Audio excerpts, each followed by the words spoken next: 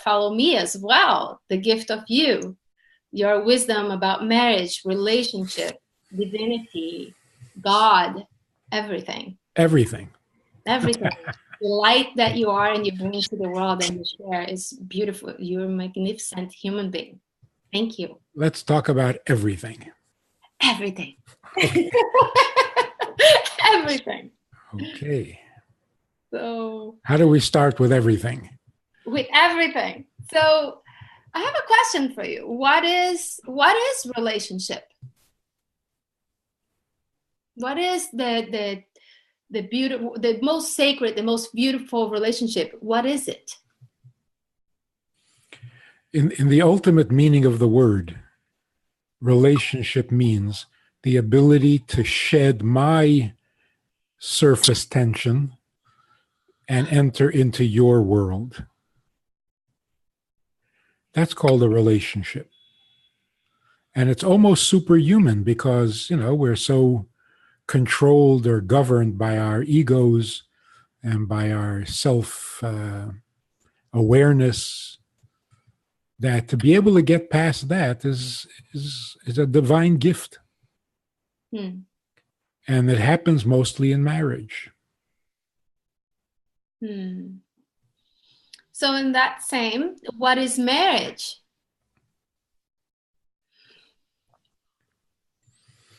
Let's start at the beginning. The idea of marriage originates in the Bible. In other words, it's God's idea, Mm-hmm. which makes sense because it's not really a good idea. It's not the most practical of ideas, so it's got to be divine. What happened was God separated the male and the female, Mm-hmm. and then instructed them to become one again through marriage. So marriage was basically the antidote to separation. Mm. And it turns out that today we're beginning to understand it better than ever because we're feeling so alone in the world. Mm-hmm. And the feeling of being alone in the world is a terrible, unhealthy condition because it destroys your immune system. You crash. If you're all alone in the world, it seems like it's just not livable. It's not the way we're meant to be. And that's because the separation of male and female is unnatural. Of course, even though God did it, but he separated what was created as one. And every separation needs to be healed. Now we're very conscious now of separating children from their parents. Every separation needs healing because separation is unholy. God is one. Separation is not godly. So God separates us, but with the instruction that we should find our own way to becoming one again by getting married. So the oneness should be the result of our willingness, our free choice to choose to be one. And that's magnificent. That's marriage. It's a reunion of male and female. Why does it get so complicated? It gets so complicated, and people are so used to be alone. And I've been coaching people for so many years, and now people divorce and they feel more alone than ever. And with all the separation and the choices there are in the world, people have too many choices. It's one swipe away, they have a new person, and they are never satisfied with anybody. And Yeah, there's but always another person. It's like, what do you have to say to us about that? the This thing that scares me more, not good enough, not good enough. the thing that scares me more is when couples who are married feel alone in the world. Yes. Now, what are we doing wrong? If you feel alone when you're not married, it's because you are alone. Mm-hmm. But if you are married and you still feel alone, now we're doing something wrong. We're doing something wrong. Something's... So many marriages are people are sleeping together feeling alone, Right. lonely. That's not, I think it alone is might be healthy, but the feeling lonely while with another. Yeah. I'm in the Silicon Valley where couples text message each other from across the house and they don't connect as much. Well, this might be helpful.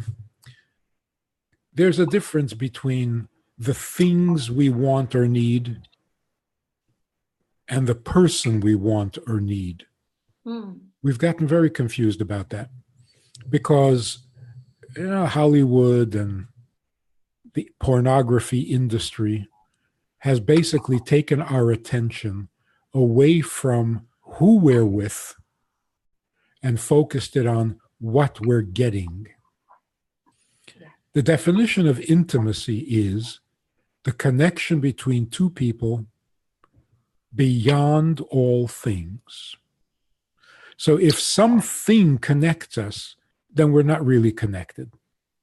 If two people love tennis and they decide to get married because they share that love, they're married to tennis. They're not married to each other. Now here's the really scary thing. Say I want to marry you for your money. I heard you're very rich. And I want to marry you for your money. What is wrong with that? Well, firstly, it's not honest. I don't want to marry you. I just want the money. So I say I want to marry you for your money. No, I'm married to the money. I'm never married to you. I love you for your money. Well, it's not true. I don't love you. I love the money, right? And here's the really, really painful part. If I marry you for your money, I'm essentially saying, if I could have the money without marrying you, that would be even better. But since I can't have the money without you, so I'll put up with you. But if I could get it without you, well, the same is true with love. If I could get your love and not have to put up with you. So I'm marrying you for love, which means I'm marrying the love. I'm not marrying you, which means if I could have your love without you, that would be even better. So now, if I could have the sex without having to put up with you, that would be even better. So money, love, and sex. I want them all, and I have to put up with you to get it. That is so insulting.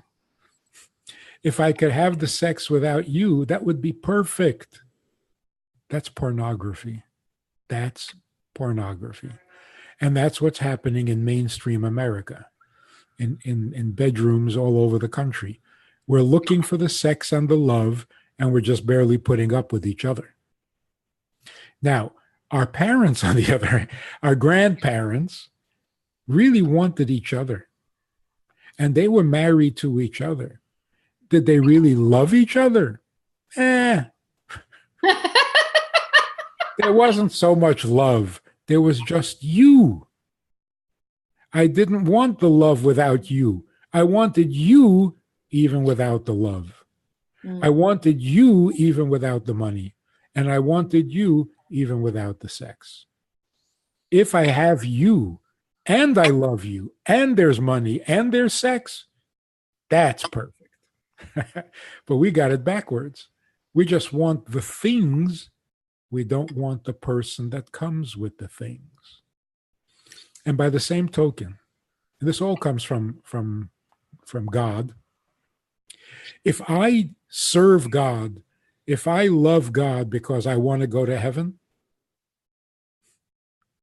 what I'm saying is, if I could get to heaven without God, that would be even better. But since I can't, so okay, I'll put up with God. It's so nasty. It's So bad. intimacy means the ability to connect to you, to have you in my life. Sometimes I will love it, sometimes I will hate it, but I will have you. Sometimes we'll agree, sometimes we'll disagree, but that's having you. If you can't have your own opinion, then I don't have you. I have a clone. So I have to love the fact that you are not me. Mm. And yet I have you in my life. Now there's the question, right? All the singles are going around and how do I know it's the right person? Where do I put my time and energy and focus? So I choose the right person to be with me. But there's a lot of conversation between single people choosing, or even the married people, they still doubt, is this the person I should be with? This is not working. How I make it work? I cannot change it. Is it time to live? And what I find is most people don't have enough of themselves, and they need to work on themselves and be happy with themselves. And then only then they will be able to see what is right, because they will know in their heart deeply. But I would like to hear from you. What somebody's single, they're going through the whole motion of dating or going and having this person and that person, and then too much choice it's too easy. It's too easy to change. It's too easy to go to the next person. So for somebody that is searching, don't know what to do, and a lot of people are choosing to be alone, choosing to be single, and you already established that is not the path to the highest path. So I would like to know, how does the single people, or the people that are choosing in that space of, is this the best, how do we know what is the highest path for us, or the highest person, the best choice? So the first thing is we have to get a definition. What are you looking for? Mm-hmm. How to find it is the second step. What are you looking for? Are you looking for a life partner? Are you looking for something to perfect your own life? Are you looking for many things? A husband who says, I love everything about my wife. That sounds pretty good. He loves everything about her. She still feels alone in the world because he loves everything. He doesn't love her. She just comes along with those things that he loves. To be married means I don't want anything, either because I don't need it or because I've lost interest. I don't want more things. I have all the things I need. Now I want someone, not something. In fact, beautiful. I want someone with whom I can share all things, but I'm not looking for more things. That's a very important distinction. Yes. I want someone, not some things, because in my heart, in my life, I am fulfilled. I am grateful. I'm happy with myself. I achieved what I wanted to achieve. I'm in a space of sharing. So now I want somebody to share it with. I want someone. Okay. It's beautifully said. Let's go a step further. I have everything I need. I have everything I want. Now I'm unhappy with myself. See, if I'm unhappy because I'm lacking money, if I'm unhappy because I'm lacking friendship, I'm unhappy because I'm lacking power and fame and whatever it is, then I'm unhappy about something. Mm-hmm. But if I have everything, why am I not happy? I'm unhappy with being myself. You see, God created the world. He didn't need anything. Why did he create the world? So if I ask, what did God create the world for?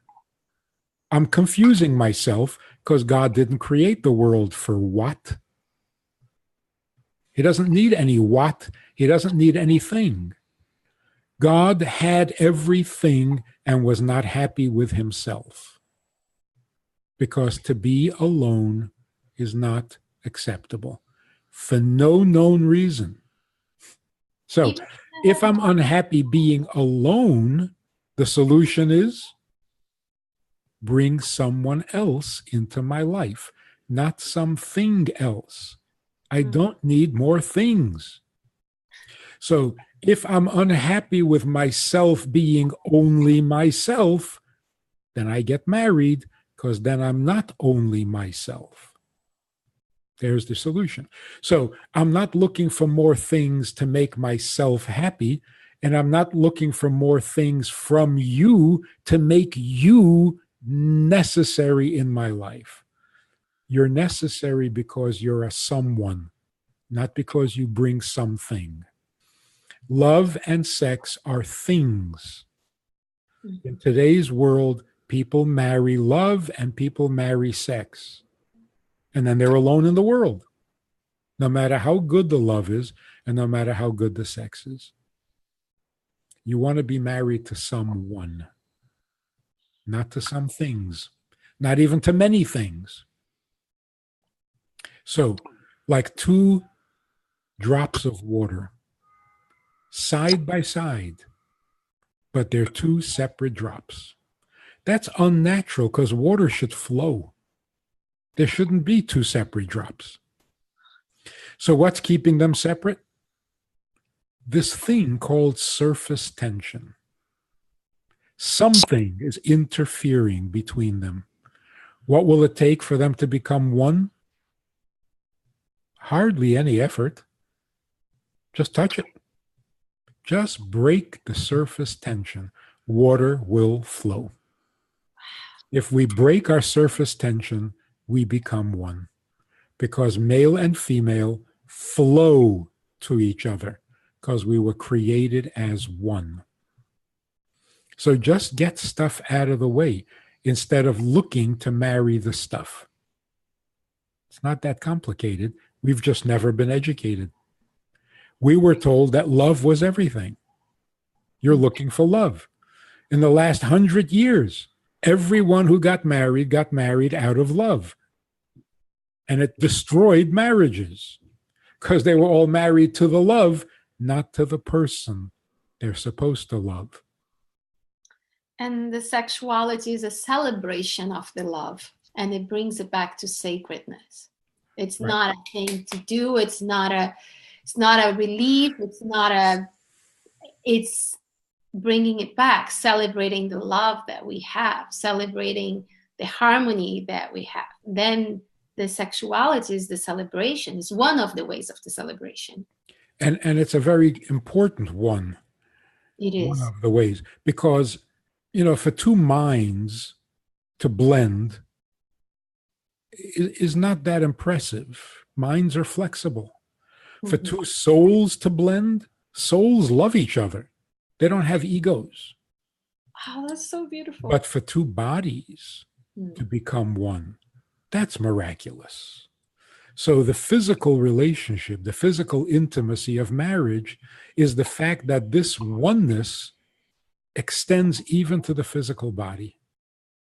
That's very different from sex. Sex means taking something from another, using another person to gain something for myself. So sex separates people. You're never so alone as when you're experiencing pleasure, because it's your pleasure. And that's why after being intimate, the husband will ask his wife, "How was it?" Right? How was If it? it's recreational sex, yes, he will ask. And the wife is thinking, who are you calling an it? Where did an it come from? It was just us in the bedroom. Who invited an it? And you have to ask how it was. Where were you? Elsewhere. You were in your universe. I was in my universe. And you have to ask because you have no idea what was going on with me. So it separates us. It doesn't. Intimacy, on the other hand, physical intimacy means the pleasure of being able to be one with you. Mm. Not the pleasure of what we did, the pleasure of what we had. We had each other. And that's always good. You don't have to ask. It's not a performance. It's not an Olympic event. You don't have to ask. You don't have to ask who won and who got the gold, and who got the silver. We had each other, and that's perfect. And how can people drop into this sacredness? In your view, I have a lot of ways that I bring people back to sacredness. I think vulnerability and being present are the most important things to create that really powerful intimacy. Into me, you see, I look into your eyes, I see the divinity in you, you see the divinity in me. Yes. It creates that path, that harmony in the relationship where, because if he watched pornography yesterday, now he comes to make love to me and he's thinking about what he saw. Or worse yet, he has a tense day at work and he wants a relief. Now, this is a temple. You're coming to my temple. Bring prayers, bring incense, bring flowers, and bring your presence. Bring your vulnerability, bring your heart, bring everything, but not just the tension from work. I don't want that in my temple. And a lot of men ask, well, why doesn't she want to make love to me? What do you bring into her temple? She consciously or unconsciously is saying no for you discharging your lack of awareness into her. See, even the language is so confusing and so revealing of our mistake. Making love. You're making love? I don't even know what that means. How do you make love? Celebrating love, being love. Why can't it be called what it is? Why does it have to be called making love? What it is. That's such a strange euphemism. So first of all, it reveals that our opinion of sex is that it's distasteful, dishonorable, and embarrassing.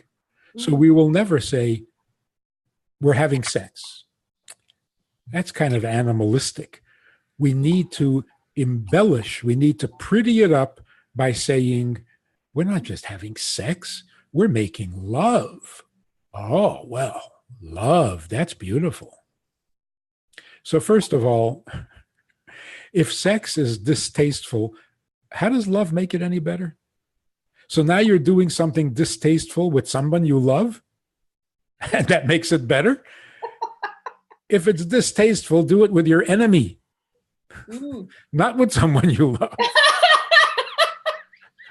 Why would you do that to someone you love?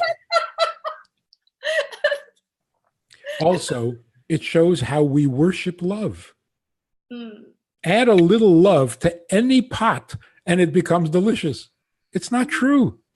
Love can't fix a bad meal. It's not the magic ingredient. So, your child is acting out, rebelling, and is misbehaving. Well, you need to love him more. We've tried that for 50 years. It's creating little monsters. They misbehave and we love them. They get the idea. The more they misbehave, the more we're going to love them. It's terrible. And it certainly doesn't help. We got to stop worshiping love. It is the God of America. And it's a terrible idol. We kill for love. We die for love. We cheat for love. Love is not the answer to everything. Before there is love, there is something you ought to love. What is that? Nothing starts with love. You see something about a person that impresses you and you love it. Well, what impresses you? What is it that causes you to respond lovingly? If it's your child, I understand. Why do you love your child? It's my child. There's a reality there, and I love it. But in America, love is the entire reality. That's all there is. That's like sizzle without a steak.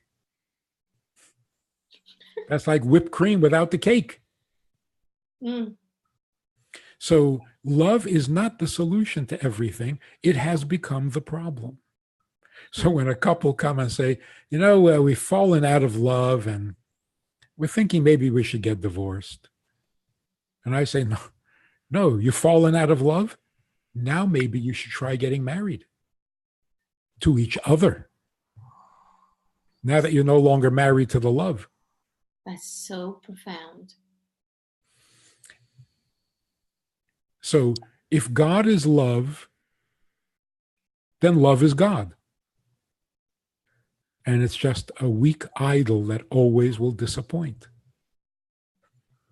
So look at this. What is stronger, better, higher, more desirable than love? Be my love. You are the love of my life. What's better than that? What's better than that is, don't be my love, just be mine.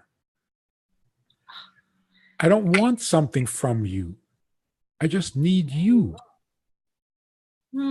So what happens? A guy comes home. A woman comes home every day, right? The end of the day, the end of the workday, you come home.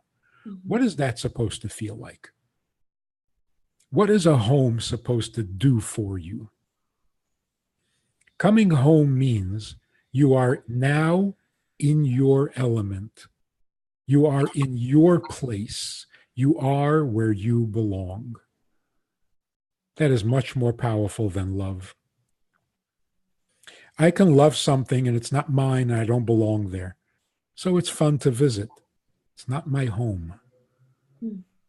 Home is where I belong. It's my place. What do I do in this home? Exactly what I'm supposed to do. My job is optional. I can be a doctor. I can be a lawyer. I can be a baker or a candlestick maker. But my home, being part of my family, that's what I ought to be doing. That's my thing. And who am I with? I'm with the person that I am meant to be with. My husband, my wife.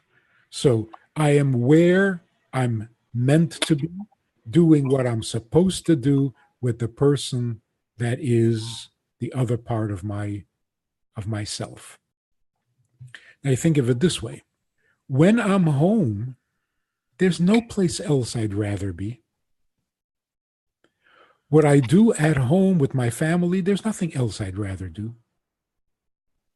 And when I'm with my spouse, there's no one else I'd rather be with. If you have that experience when you walk into your home, love is nothing compared to that. It's literally like being in heaven. Being where you belong, doing what you're supposed to be doing with the person you're meant to be with. That is heaven. So when people ask me, do I believe in heaven and hell? I say, come on. You've never been there? You've never been in heaven? That's very sad. And you know what hell is? When you come home and you don't feel like you belong there. And you're with your spouse and it doesn't feel good. And you're doing what you're supposed to be doing and it all backfires on you. That's hell. Because if you can't be where you're supposed to be, what's left? If I can't be happy with the person I am supposed to be with, what's left? Some fantasy? Some Hollywood imaginary relationship? That's really sad. So here's some practical. If you're going to be intimate rather than just have sex, try this. Turn the lights off. Always, always. You cannot be intimate with a light on because intimacy is invisible. If the lights are on, you're going to see. And whatever you see is going to distract you from the intimacy. Even if all you're seeing is each other, but you're seeing something about each other, it's a distraction. You should be focused on the person, not the appearance, not the things the eye can see, only the things that a heart can feel. Where does this new behavior, this new idea of leaving the lights on, where did it come from? The things I can feel, the things the heart can feel. I love that. I love that because people are forgetting that, the heart, they are forgetting the connection. They're forgetting to be vulnerable and go in the heart, and you nail it. It's the things the heart can feel. And if the heart feels home with you, I don't need anything else. I don't need anyone else. I don't need to be thinking or doubting or nothing else. Everything is home. I'm home. I'm safe. I'm everything, every part of my being is celebrating when that happens. Beautiful, beautifully said. So where does intimacy with lights on, where does that come from? You know, back in the 50s, not that long ago, on television, when they wanted to imply or suggest that the couple are going to be intimate now, what happened? They turned off the light. The screen went black. And then you knew they were being intimate. So the norm in all homes, in all civilized world, in all the whole civilized world, intimacy meant turn off the lights. That was just natural, instinctive wisdom. How did that change? Very clearly, pornography. Pornography introduced the idea of having intimacy with the lights on. And then it stopped being intimate. It became just plain sex. Now, that is being a sad disease of this time. There's addiction to pornography is everywhere. They did studies. Most men do it. So there's not enough men to study that don't do it, which I find it really sad. It fires the same brain chemicals as cocaine and sugar in the brain, and people get chemically addicted like a drug. And so many people are doing it, ruining marriages, ruining connections. Yep. They lose their ability to focus, to love themselves, to love life. It's a disease well spread.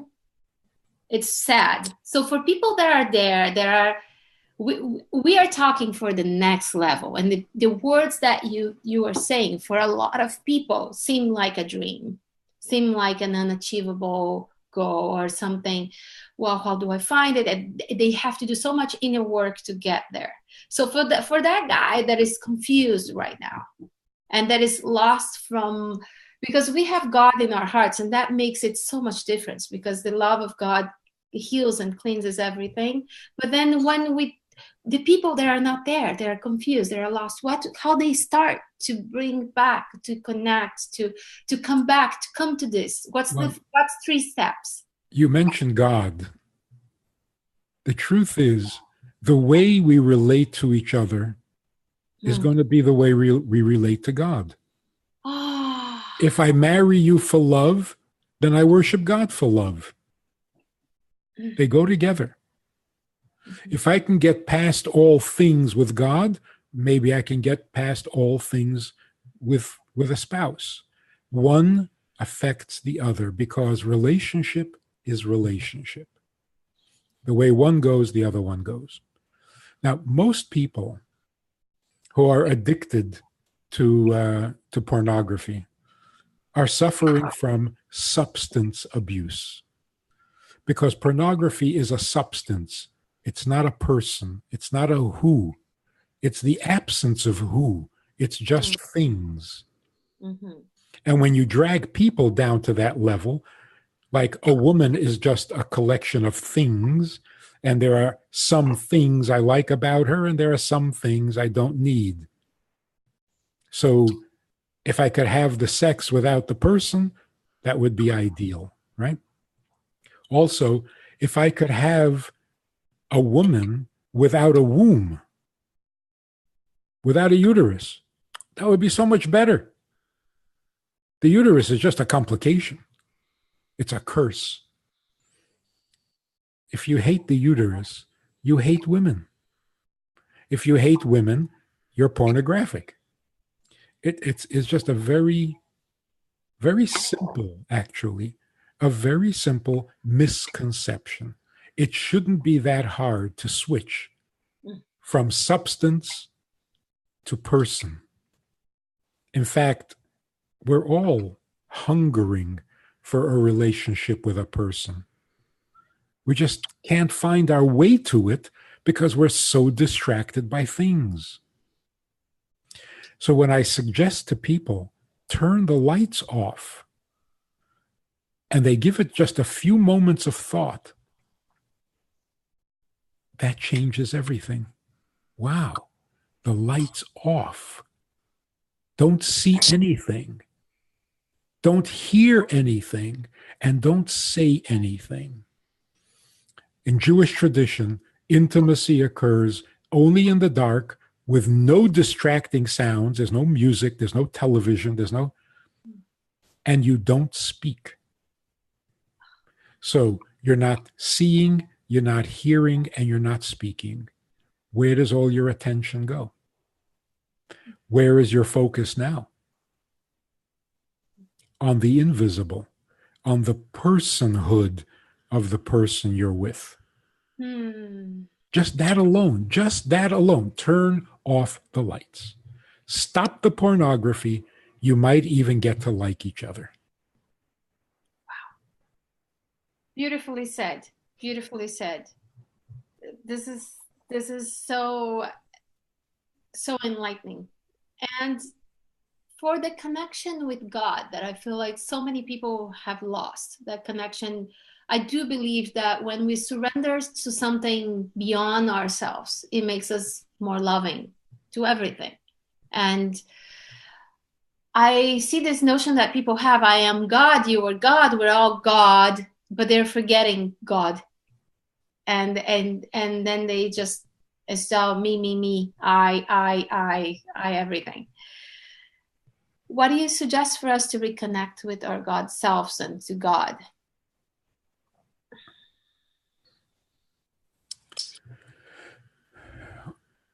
We have a very, very bad image of God. Very bad. God is invulnerable. God has no needs because he's perfect. And yet you're supposed to love him. That's absurd. If he's invulnerable, if he needs nothing, if he's already perfect, what do you love? What do you love? He's unavailable. He's unreachable. You can't love him.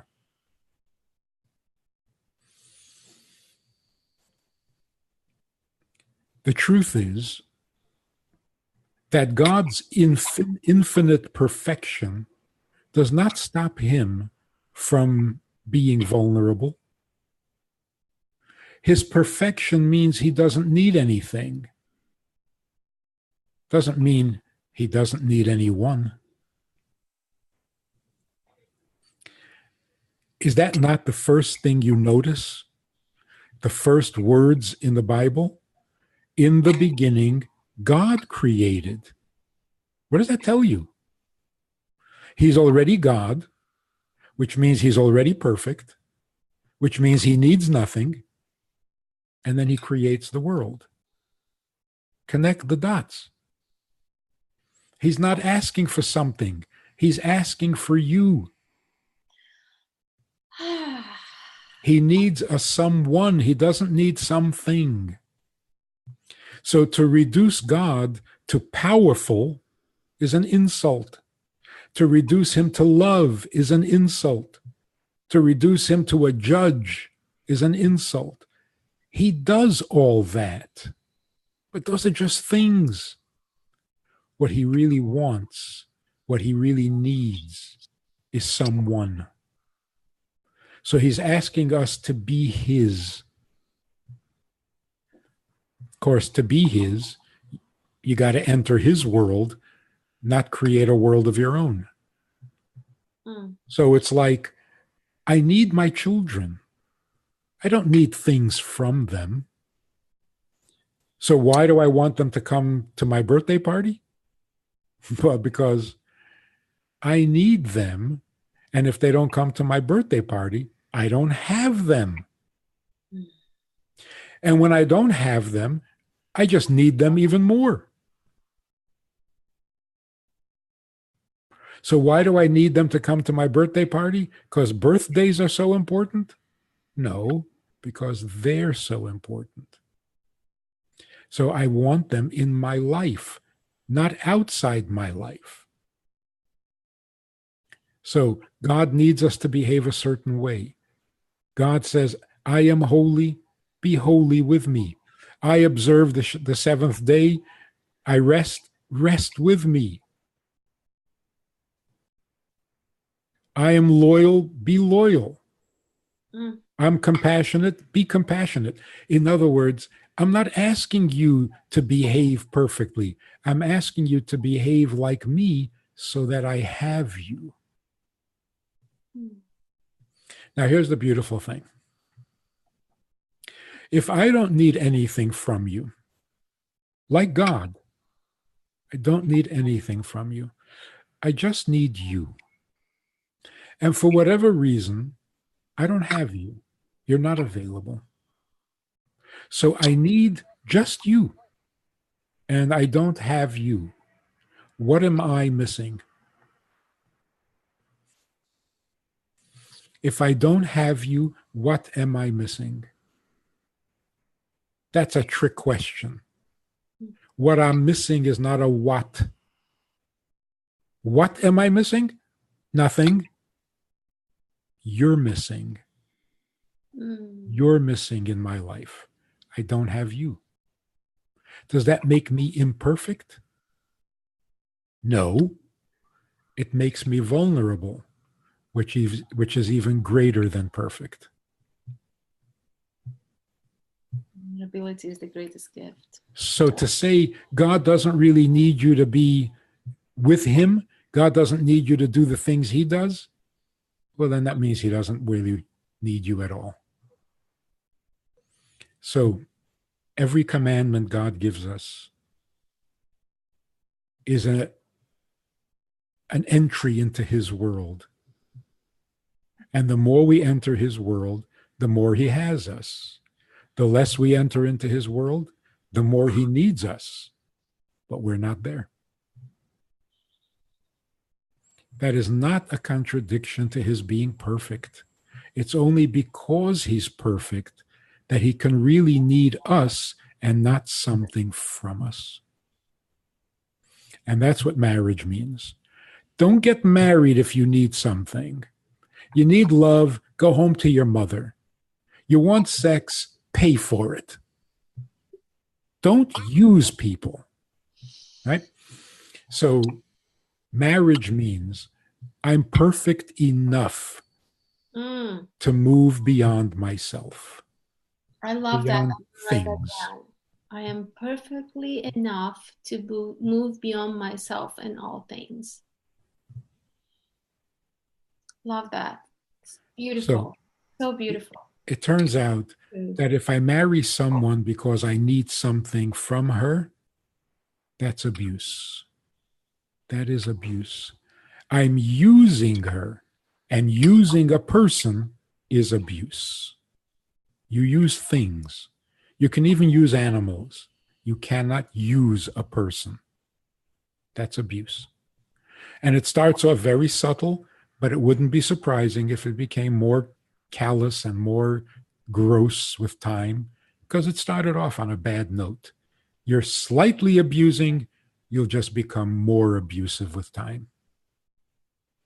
So marriage means I am not going to abuse you by using you for my needs. I'm here to make your life easier. I'm here to make your um, existence more meaningful, because together we become something special. Without each other, we're nothing special. This is so beautiful, so enlightening. We need you so much, and the light and your perspective is opening the eyes of so many people and changing the world. I'm so grateful for everything that you are, everything that you do, your dedication to speak and share the light that you are with us. I'm very grateful for your beautiful. Well, Thank you I for sharing. wouldn't be sharing it if you didn't invite me to your site. Yeah. You know, the beautiful thing is this is not mysterious, and it's not otherworldly, and it is not idealistic. It's what we really are. Mm. It's going back to the real self. You don't need any gimmicks. You don't need any talent. Let yourself be where you need to be. It's who we are. We're not built to be alone, and that's why we can't stand being alone. And the obvious solution is become one, male and female, reunited into one complete being. If you're looking for that, you'll find it. And we also can find your book on Amazon. Where we find it? It's Joy of Intimacy. You can get it online, thejoyofintimacy.org. All right. I will definitely Right get there. a copy. And I'll continue stalking you and watching all your videos and reading everything you write. I think what you're doing is beautiful. I'm grateful. We shed lights in the world in different ways. I help people a lot with their sexuality, with their connection. But I will definitely add, turn off the light. It seems to resolve everything in such an easy way. Just be present, just be vulnerable is something that I say a lot. But I love the turn off the light and just be with me. Stop the pornography. Yes, yes. And may I say that I feel the energy, the vibration, your divinity, the God light through you. And I'm deeply, there's a few moments that I felt tears of joy. And right now I feel it's just this joy in my heart that I feel very, very blessed to be in your presence and to be in your life today. Thank you so much for who you are, for the blessings you bring to the world, for your light, for all the beautiful work that you've done, the studies, and I can only imagine what you went through to bring this light to us. Thank you. Thank you for doing your inner work so you can be this beautiful light in the world. I'm very grateful. Thank you. Thank you. I'll tell my mother. Yeah, she's a wonderful. She'll really appreciate it. Anyway, thank you for the opportunity. We really need to get this thing under control, because yes. If marriages fail, families fail, and if families fail, children fail, this is not a good direction. We must get back to who we really are and what we're here for. And the sooner we do that, the greater our lives and our children and our grandchildren. I mean, we can't ruin what was going on all these years before pornography. Yes. We can't break that chain. We've got to continue it. And we have to pass on all the good things that we were given, because it was never meant for us to hoard it and to own it and to keep it under our mattress or something. So whatever we have, it's meant to be shared. Shared. And I will share this message of our Thank you. That's what I was suggesting. As much as I can. And if you are seeing this, I invite you to share with the world. And Thank you so much. My website is divinekika.com, and there's a free gift there, 10 tantric sex secrets for greater sex, love, and intimacy. And I will add to my book, Turn Off the Light. I will add, I promise, I will add. There will be a new review. That will be an addition of Turning Off the Light. And It it'll be, will make, just that little thing will make a huge difference. yes, it might be all we need, as you said. Yeah. Thank you. Have a beautiful day. And please share this. Please tell your friends that are married, that are in a relationship, your single friends. Tell everyone in your life about this interview today. What a beautiful gift for your heart, for many hearts. Share this message and go to divinekika.com. Get your free gift, put your email, and go to thejoyofintimacy.org Yes. and get your copy. I am getting my copy, and this will be my this will be beside my bed, the book that I will read every day. I can see how I will have to read it a few times and really take in, because the things that you say is something that you say it in such a deep way that we kind of have to take it in and hear it again sometimes, just to really let it soak, let it be, and let it become, recognize and be part of me. So a lot of what you say become part of me. And thank you for all the bits and pieces that I hear from you that are becoming part of me. Thank you. Thank you very much. Be well. Bye-bye.